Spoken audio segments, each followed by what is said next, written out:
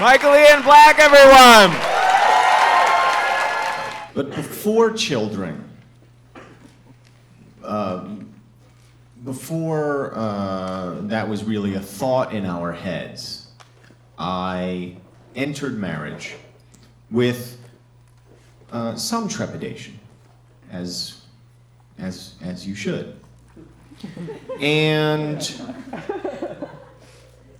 to that point in my life, I had been, and continue to be, fairly conservative in terms of my proclivities. Which is to say, I never drank, literally never drank, never smoked cigarettes, never did drugs, never did anything like this. But then I got married. And we went on our honeymoon. And we decided to go on our honeymoon to Amsterdam. Which I know is, that's a strange place to decide to go for your honeymoon. We went for the whores.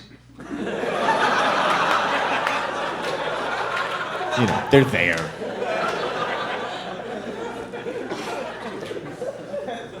And for the Anne Frank house.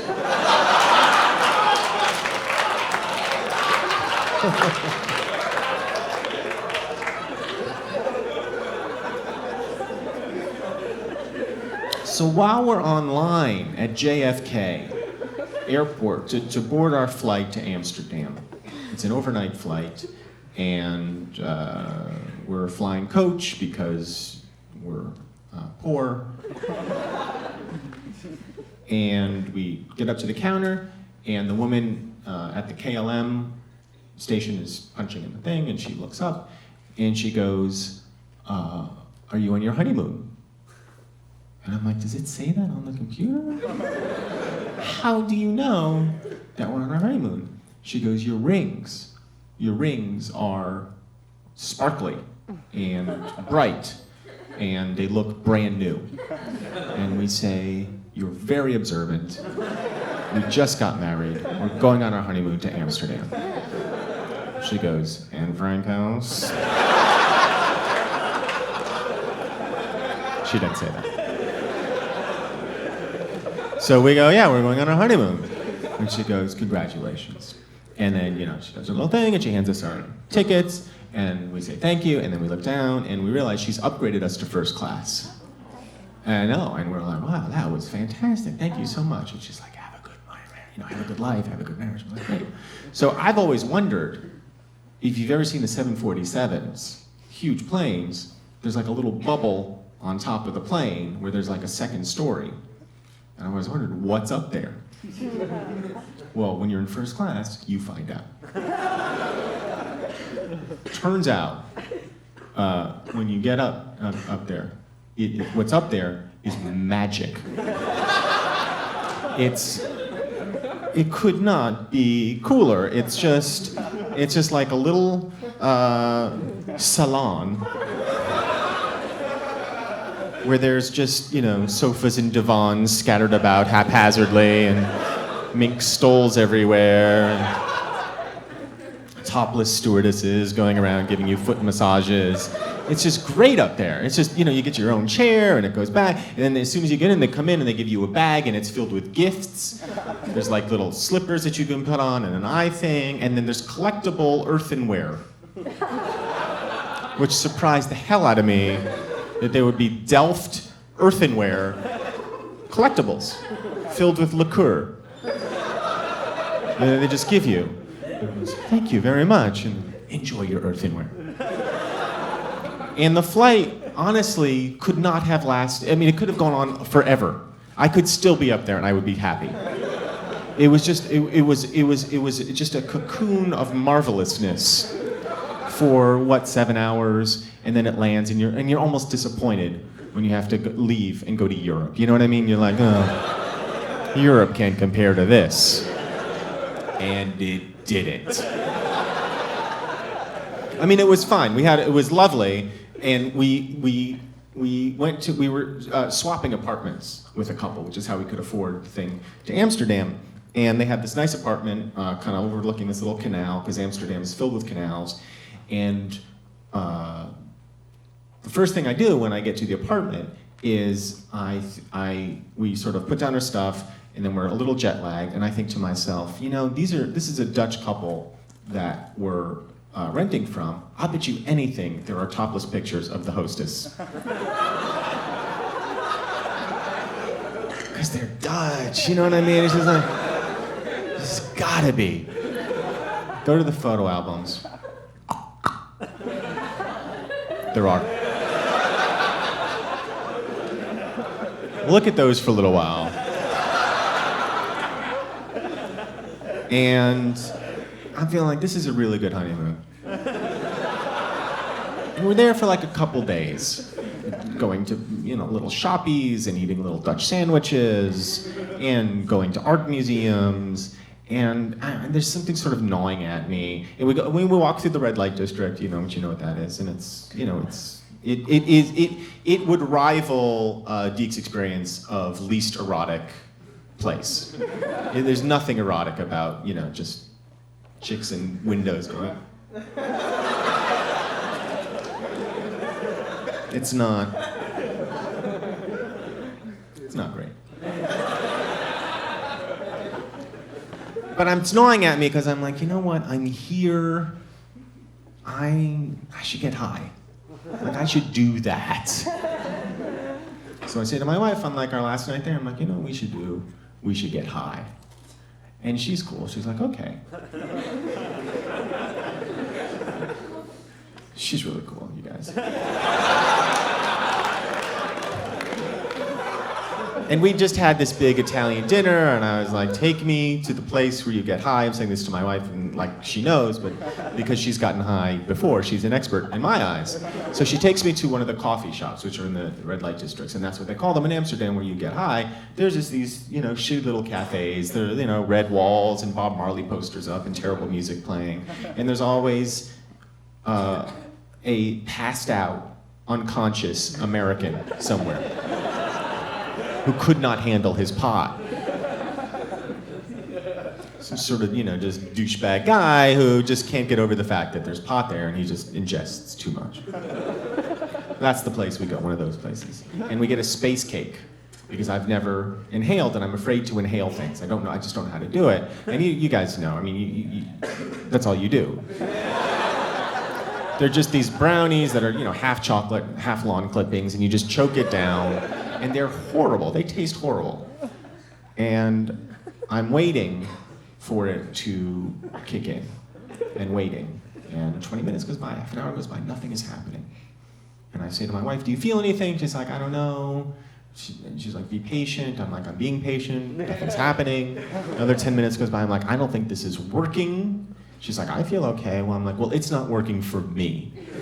What I think happened is that we just had this big dinner, and so all, you know, the active ingredient in the pot, all the TMZ got absorbed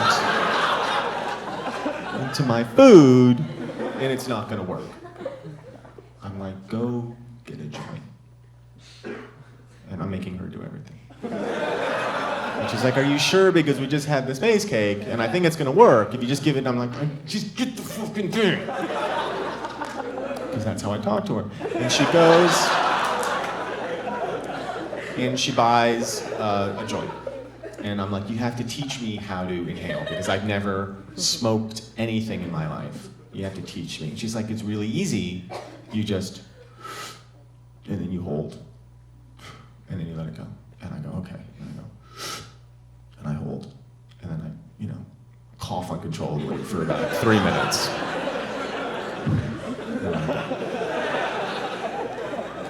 And she's like, how do you feel?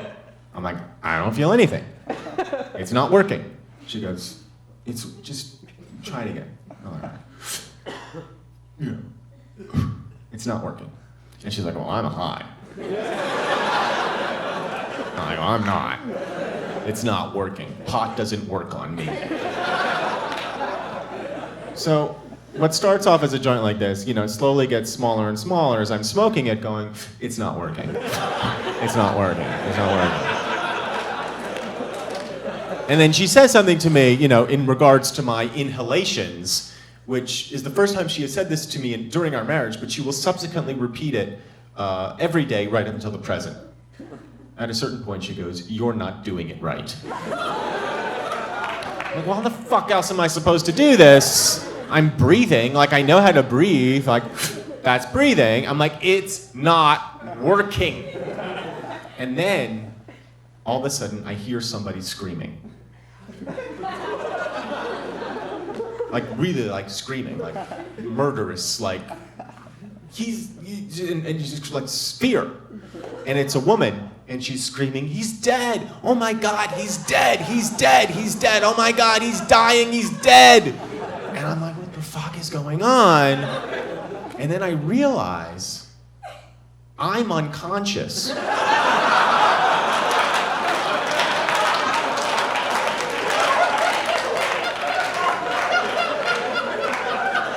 The person screaming is my wife.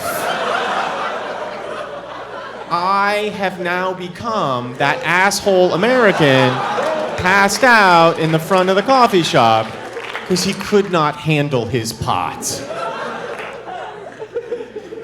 And she's going, "He's dying, he's dying." And I feel the little thin arms of the Dutch boy who works there sort of pick me up off the floor and put me back onto my stool. And my eyes kind of open a little bit, and my wife goes, "Is he gonna die? Is he gonna die?" And the guy goes, "Nobody ever died from pot." And then he disappeared in a puff of smoke. And I say to my wife, "What happened?" And she goes, "You were yelling that it wasn't working, it wasn't working, it wasn't working, and then your head hit the table, and fell onto the floor."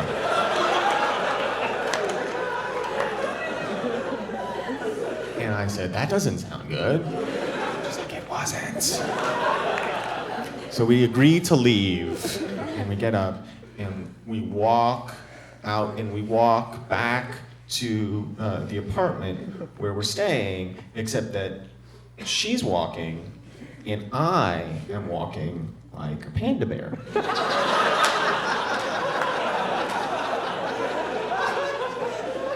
Because I have now become a panda bear,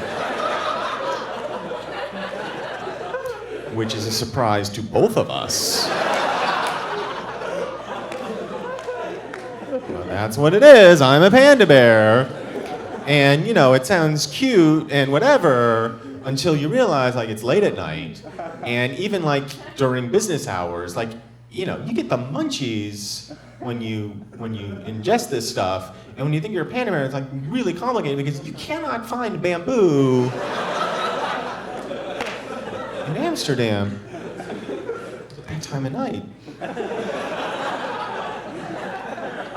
So we make it back to our apartment, and I climb the stairs as a panda bear would, and get into bed as a panda bear would, and my wife takes me.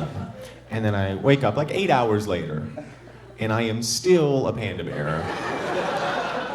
And I say to her, "How long is this gonna last?"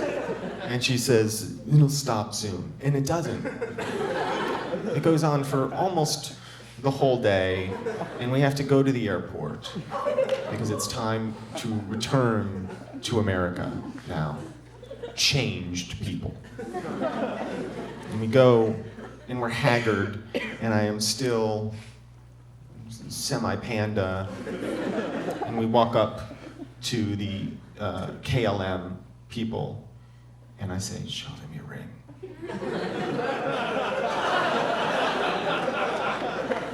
Just hold up your hand and show them your ring.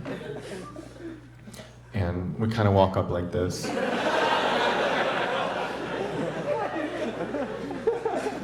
I'm like, "Just kiss me."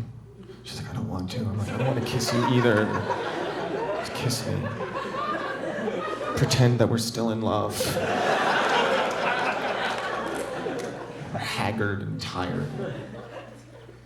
got up to the thing, and the woman is typing at the thing, and she looks up, and she goes, going back to New York? I'm like, yeah. And she looks back down, and I say, we were just on our honeymoon. And she goes, uh-huh. It was great. Saw the end for Cows. She goes, congratulations. She hands us the thing, and we look at it, and we are in coach. And we get onto the airplane, and the seats now in coach are much smaller than they would have been had we never been in first class. They are infinitely small, and the seats in front of us are infinitely close, and we are infinitely tired and infinitely no longer in love. Because of this long evening that we just had. And my wife says, I don't think I can do this. And I don't know in that moment if she means sit in coach for 8 hours or the marriage. And I swear to you, a Russian women's basketball team sits all around us. I swear to you, that's who they were.